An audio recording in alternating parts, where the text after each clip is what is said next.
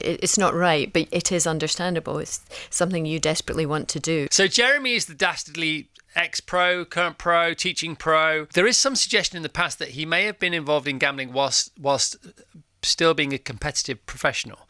Are you drawing from your experience in the game? So yeah, the whole match fixing, being offered a bung to throw a match, for example, I'm betting on the outcome of something, given that you have some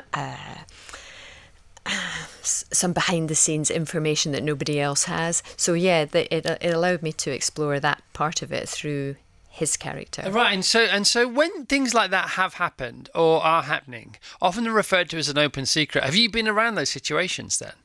Yeah, for example, I can remember being at a futures event with a Scottish player, not one of my players, and it was a semi-final, and he was offered by his opponent that he would let my player win the match if my player would give him the prize money that he would get from it.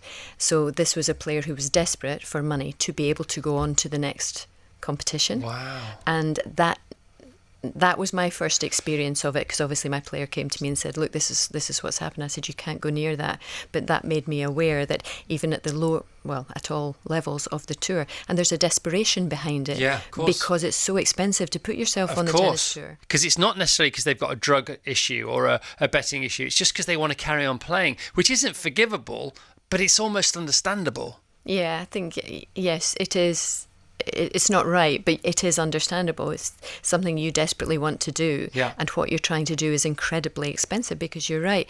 It's hard enough to pay for yourself to travel and be accommodated and feed yourself and re-strings and entry fees and all of these things at the lower rungs of the tour. You know this better than anyone. Oh, absolutely. I went through every single stage Times two. of that. Yeah, with both double whammy. Yeah. And yourself, of course.